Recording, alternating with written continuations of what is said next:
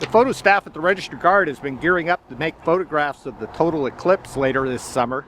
And we've been fielding a lot of questions from amateurs and pros alike who want to make their own photos of the event. So we decided to put together a little tutorial sharing what we've learned. So let's get to it. The most important thing is to protect your eyes. Looking at the sun with your naked eye is dangerous, but looking through a telescope, binoculars, or a camera without proper filters is even worse. As wonderful as this event promises to be, no picture is worth losing your eyesight for. Please be careful.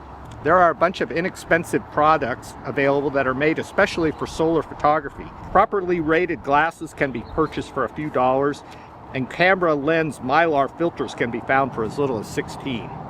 And if all you want to do is capture a picture of the total eclipse when the sun is completely covered, you don't need a filter for your eyes or your camera. But you do need a plan. Equipment. You don't need a ton of expensive gear to shoot the eclipse. A digital camera and just about any lens you have should be fine to capture the scene.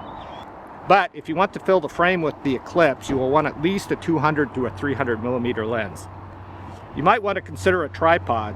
Having the camera in a stationary position will allow you to enjoy the experience when not shooting, and it will make it easier to let friends have a look. A remote shutter trigger is a good idea too. You won't have to look through the viewfinder the whole time. Most people aren't going to have a big lens like this. When I went shopping to try to find a filter that would fit over this, I was surprised at how expensive they were. When I actually looked at them, I found out that they really, all they are is a piece of plastic mylar with a surrounding holder.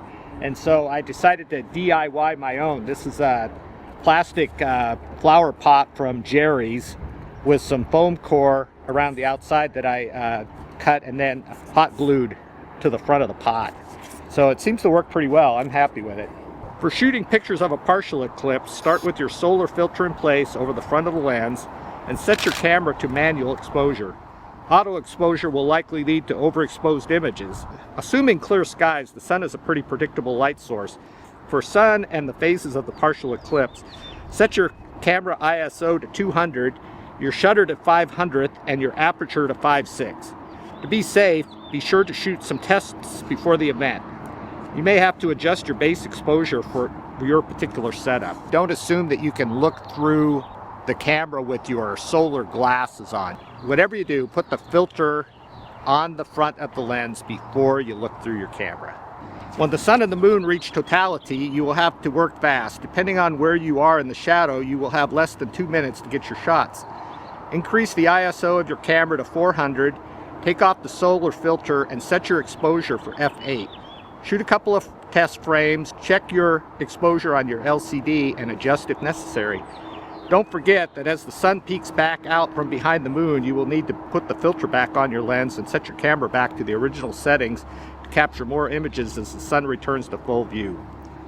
Don't forget that when the sun peeks back out from behind the moon at the end of totality, you need to get your filter back over your lens and your glasses back over your eyes. Very important not to damage your eyes. A couple of thoughts to wrap up.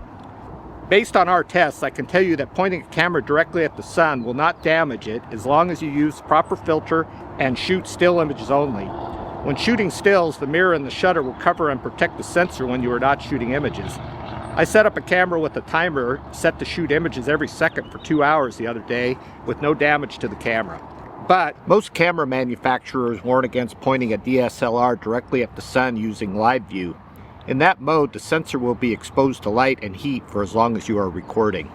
I have not been able to find anyone who has actually fried their camera, but I don't recommend recording video for more than a few minutes at a time. I was able to shoot a 2-minute test clip of the sun using a conventional video camcorder with a solar filter in place without damaging the camera. Number 2, don't waste your time trying to photograph the partial eclipse with your phone camera. The brightness of the sun will overwhelm the sensor during partial phases, and it probably won't be sensitive enough to do a quality job capturing totality. I'll probably end up eating my words on this because people are going to send me great pictures with their iPhone later, but that's my advice. And one final comment. Don't become so obsessed with making pictures that you forget to enjoy this once-in-a-lifetime experience. If you want to simply enjoy the moment, Register Guard photographers will be deploying to 4 different locations across the state on Eclipse Day, and we will be sharing our photos with you live at registerguard.com.